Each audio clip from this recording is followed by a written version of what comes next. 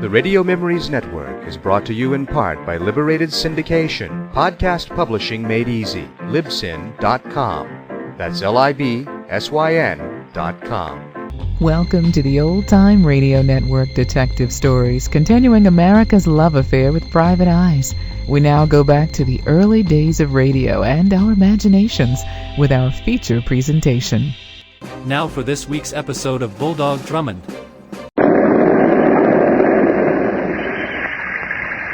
That's the way it began. Crack of lightning, a roll of thunder. And then the heavens opened and the rain fell in torrents. I scurried to cover under a storefront canopy and waited for a break in the weather. The store was one of those curious little bookshops you find in the narrow streets of lower Manhattan. I was looking over the titles of the books in the cluttered, ill-lit window when from behind me I heard her voice. I beg your pardon. I turned to see what the storm had cast my way.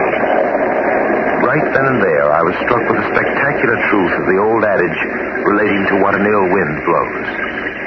She was blonde, blue eyes, young, and more than adequately proportioned. Please, I wonder if you'd do me a favor. That all depends. What is it you... Put your arms around me. Put my arms... what? Please, hold me, quickly. But, He's coming now. Who? What are you... Please don't ask questions. Just do as I tell you. Can't you do that for me? Well, very well. I must. I'll force myself. How's this? Tighter.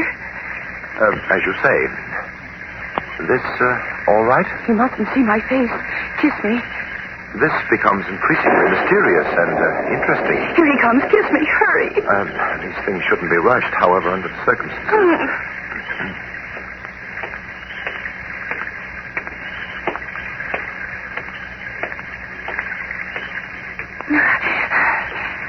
You can let me go now. He went by. Thanks very much. We hardly know each other. Is it necessary? I take it, then, that I'm any old port in a storm. You've been very helpful. Well, for identification's sake, just in case you should run into this mooring again, I go under the name of Drummond, Captain Hugh Drummond. I didn't get your name. I didn't give it. What about the man who was following you? Who was he? I don't know. I don't believe you. Where do we go from here? In that bookstore. Both of us? Uh-huh. There's a book I want you to pick out for me. You haven't been very open with me. What makes you think I'll continue to be helpful? Oh, you will. I have a gun. Well. And you can see it's aimed right at your heart.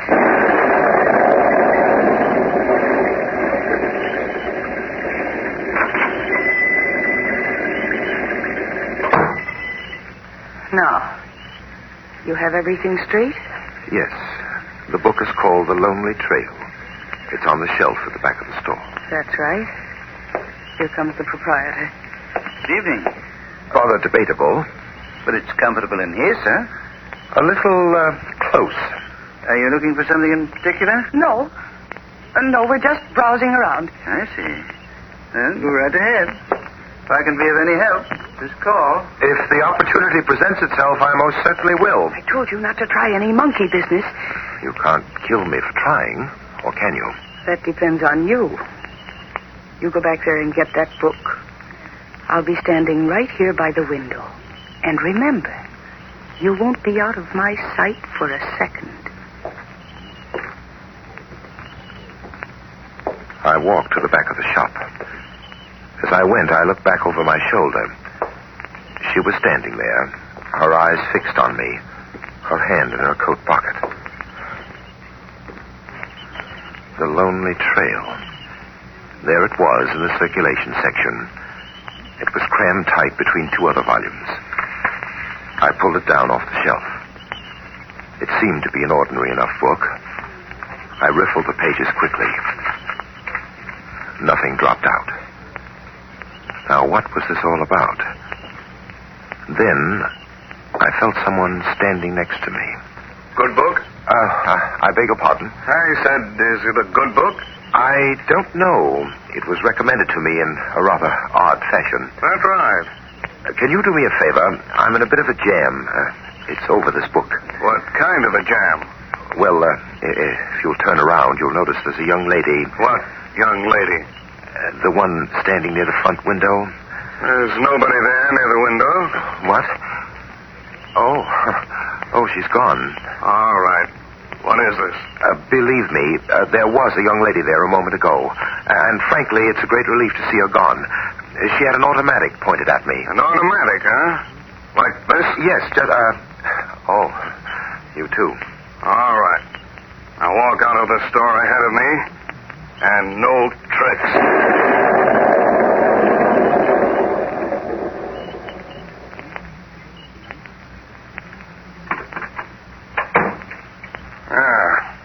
Sit down over there on that chair. See here, would you mind telling me what this is all about? Sit down, I said.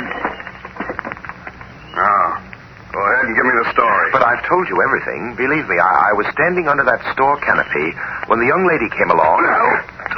I said I wanted it straight. Oh, where do you fit in it? Where? I told you I don't know what you're talking about. Come on, give me the story. Give it to me straight, or else I'll let that lying face of yours right out of your head. Oh, go on, start talking. You're making a mistake. There's nothing I can tell you. This going over you're giving me won't do any good. Oh, no? If you'll just permit me to show you my identification. Get your hand out of that pocket. Yes, I said put your hand down. Now stand up. Come on, get up. Now turn around. Face the wall. Now get this. I'm giving you one more chance. Just one more chance. If you don't open up now, I'm getting it out of you the hard way. And when I'm through, maybe you won't do any talking ever. I told you I haven't the faintest idea what you want from me. Okay.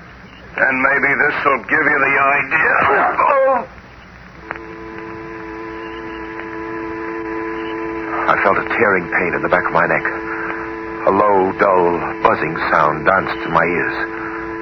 I went spinning downward in 1,000 black circles, down and down and down. Then I hit something soft and bouncy, and I started up through the black well of circles. The strange buzzing in my ears dissolved into a more familiar sound. My eyes slowly opened. I was in an auto. It was a taxi. Coming around, huh? What? Feeling better, bud? Well, alive anyway. Where are we, driver? Central Park. Some of that stuff they pass out for whiskey can be awful rugged, can't it? Tell me, how did I get in this cab? Friend of yours, I guess. He handed me a couple of bucks and told me to take you two stews for an airing. Two? Yeah, you and your chum back there. I looked at the seat beside me. There was someone slumped in the corner against the armrest. I pulled the hat back from his face. It was the fellow who had pushed me around in the room. How's your pal doing back there? My pal wasn't doing very well. My pal was dead. He's still out, huh? Yes, quite. Maybe you want to take him someplace and sober him up, huh? 643 West 69th Street, driver. I'm taking him home with me.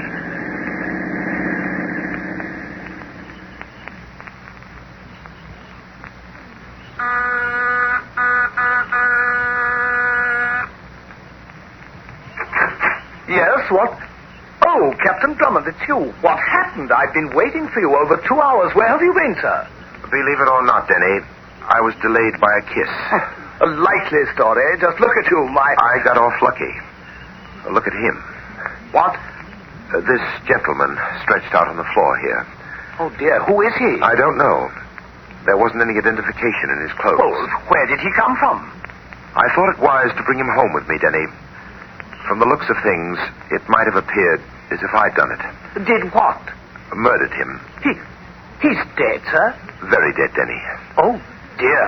Here, help me lift him inside. Yes, but... Come along, Denny. Hurry, before someone walks through this corridor. Ready? Yes, sir, but hardly willing. Let's go. Really, Captain Drummond, things have come to a pretty pass. Finding corpses is bad enough, but bringing one home as a guest, well, really... It'll only be a brief stay, Denny, I promise you. We'll take him in the living room. All right, now, put him down on the sofa. What do we do now, sir? First, I'm going to check on his identity. I want you to take a set of his fingerprints. And then I'll have Inspector Hogan make a check for me.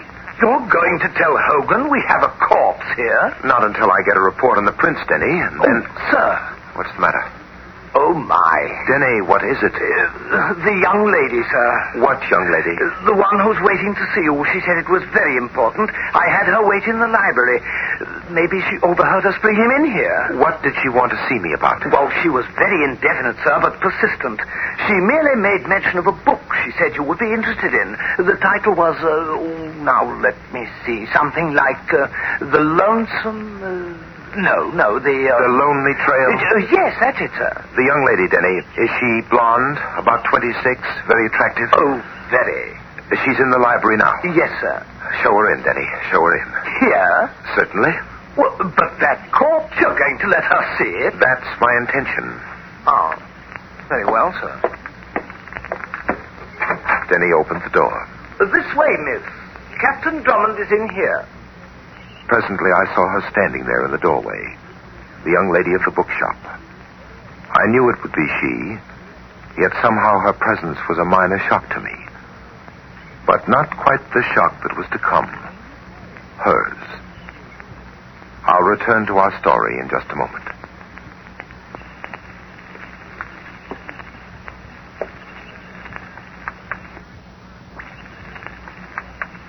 The young lady of the bookshop was walking toward me. I stood before the sofa, blocking the corpse from her view. I stood there and waited in silence. Captain Drummond, I had to see you. I had to explain to you why I did what I did. Well, go ahead. See, I'm being blackmailed. It's been a nightmare. My husband, Paul Altman, is overseas in Belgium. He's been away for a long time, and I became friendly with another gentleman. It was perfectly innocent. But a photograph was sent to me in the mail one day. It was taken while Alan and I were dancing. My husband is very jealous. And your husband might take that photograph in the wrong light. Yes. Then I received another letter this morning. And it said that I should go to that bookstore, and in a copy of The Lonely Trail, I'd find another print of that picture, and directions where I could go to buy the negative. I see. Mrs. Altman, will you come this way, please? I want to show you something. That body on the sofa there. Oh.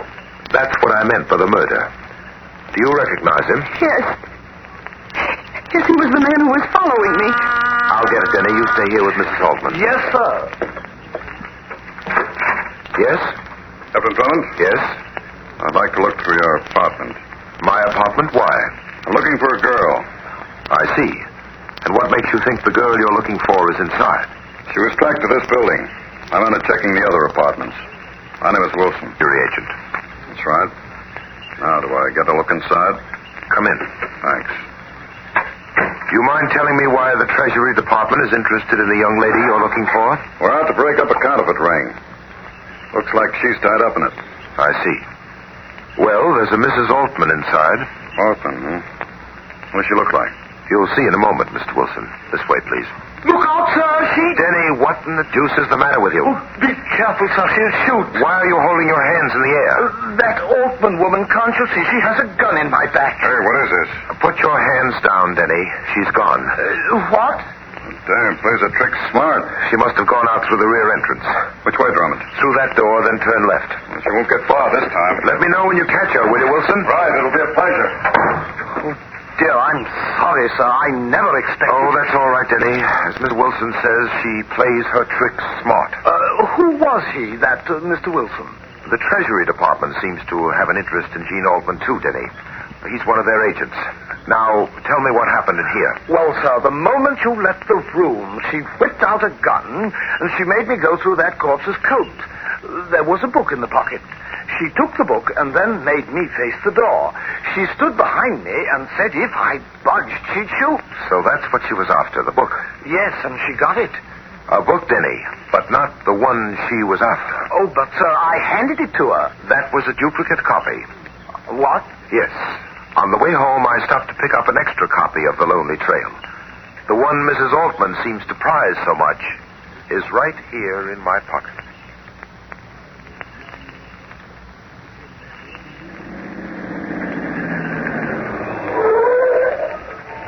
wait here, Denny. Oh, no, sir. I'm going with you. That bookshop has plunged you into enough trouble tonight, sir. Very well, then, if you insist. Come on.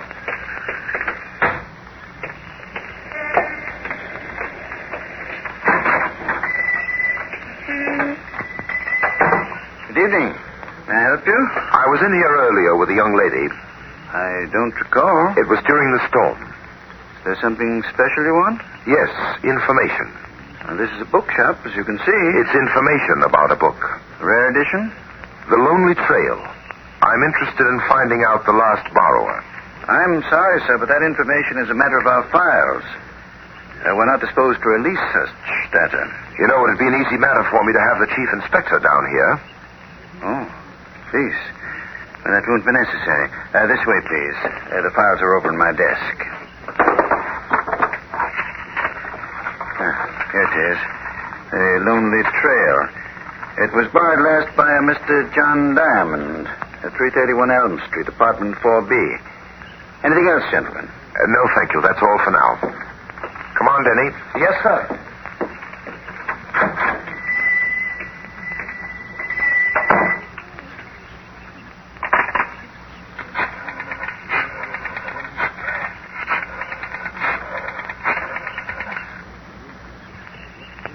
This is Evans.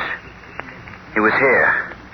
I gave him Diamond's address, but I couldn't help it. I'll take care of my end. He's on his way to talk to Diamond now. You'd better take care of that end. You better take care of it before he gets there.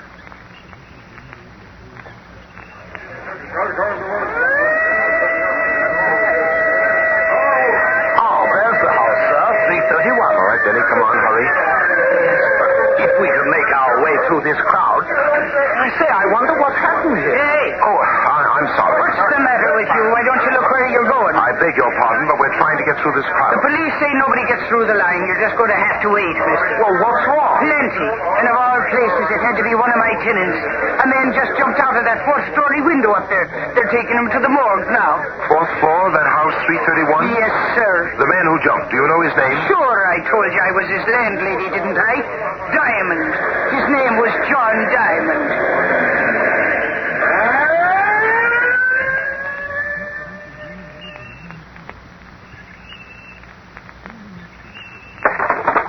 I say, there's nothing in the dresser, sir. Every drawer is empty. Come in here, Denny. Did you find something, sir? Here, look at these. What are they? Photographic development trays. Here's a bottle of print fixing solution. And this is a bottle of developer. I found them under the table. Whoever cleaned this place out overlooked these bottles. That was a break for us. What do you mean, sir? Diamond used this part of his apartment as a dark room. Oh, then, sir, Mrs. Altman may have been telling the truth about the blackmail negative. Perhaps part of the truth, Denny. Anyway, I'm sure now that Diamond was murdered because he, too, was connected with a lonely trail. But they say he jumped out of the window. No, Denny, he didn't jump. He was pushed. Here, look here. This window he went through was locked. Oh, I say. He was pushed through the glass pane. Evidently, someone wanted to prevent him from talking to us. Now, Denny, let's get to work. Pull down that shade. We're going in for some amateur photography. Very well, sir. But now you've got me in the dark. Yes, well, that's just where we'll both be in a few seconds, in the dark. It's our one hope now of seeing light. Close the door. Now what, sir? Some developer fluid in his pan. All right, now some fixing fluid in this other pan. Now snap off the light. I say, what are you doing, sir? Tearing off the paper on the inside of the back cover of the Lonely Trail. And what do you expect to find? I've found it, Denny. I've got it. What? What, sir? A piece of photographic paper, I think. Well, let's turn on the lights and see what's on it. Stay away from that light switch. Oh, really, sir? This is getting to be... Now, hold on, Denny, hold on. Just a few seconds, you can turn on the light. Now, sir? In a moment. All right, Denny, the light. Thank heavens. Well, Denny, there it is. What does it mean? A code to this book, The Lonely Trail. What? There's a message for us in this, and I'm sure it's far more exciting than the actual literary content. Get out your pencil, Denny. The code message is given by page and letter number. Ready? Ready, sir. Page 2.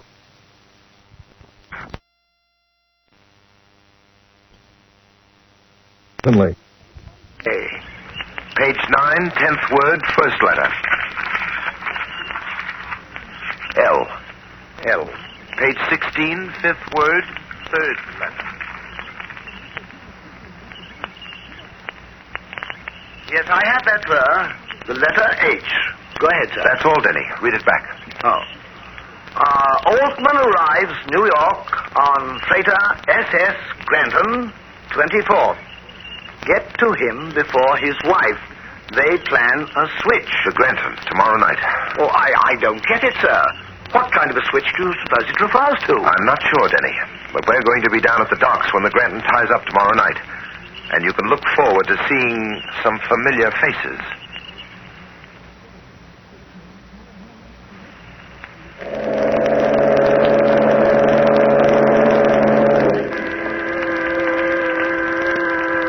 Mrs. Altman hasn't moved, sir. You can see she's still standing out there on the pier. You know, Captain Drummond, sometimes I don't understand you at all. No, Denny, why? Letting that woman run around loose, she might slip through your hands again. Not a chance this time, Denny. As a matter of fact, here she comes. I say, look, there's a man with her. That, Denny, would be Mr. Altman. Now what's our move? We're going to welcome Mr. Altman back to these shores. Get set. They're coming right by us. Good evening. You? Gee, who is this? Don't try anything, either one of you. You're covered. What is this supposed to be? Who are these men, Jean? Don't worry, Paul. I can explain everything. That's a familiar tune you're playing, Mrs. Altman, but I'm becoming rather bored by it. If you don't mind, I'd like to hear some... All right, so you got them, Drummond. You beat us to it. Good work. Thanks, Wilson. About cleans up the counterfeit ring. Did they talk? Not yet. Well, don't worry. They will. They'll talk plenty. Uncle Sam's got a lot of questions to ask them. So if you don't mind, I'll take them off your hands. Not at all. But I say, Captain Drummond made the capture. Denny, the Treasury Department has prime jurisdiction. They're all yours, Wilson. Like I said, Drummond, nice work, and thanks. Okay, you two. Get in the car. All right, Joe, let's go.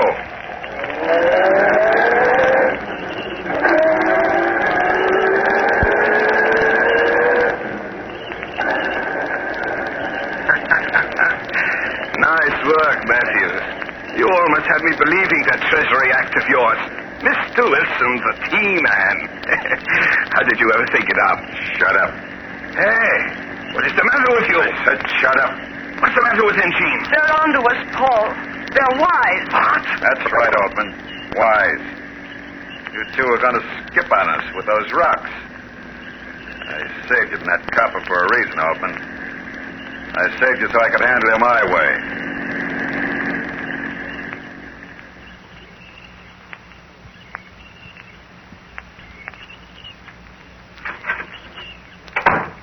All right, Altman.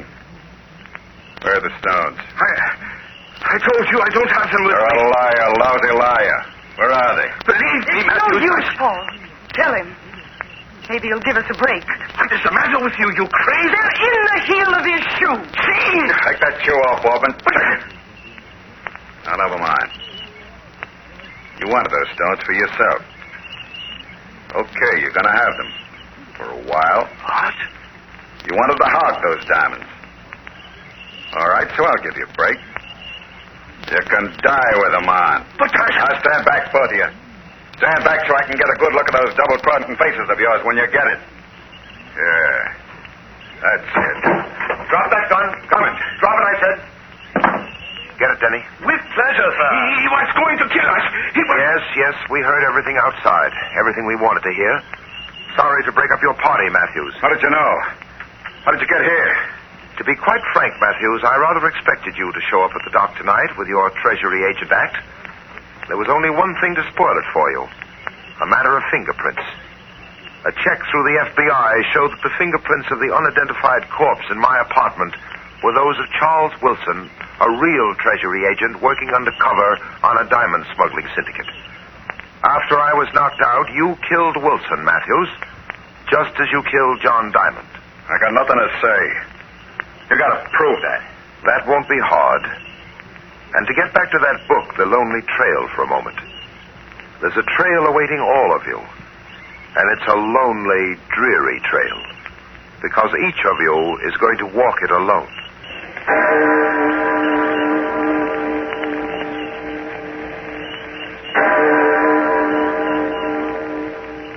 I'll be back in just a moment to tell you...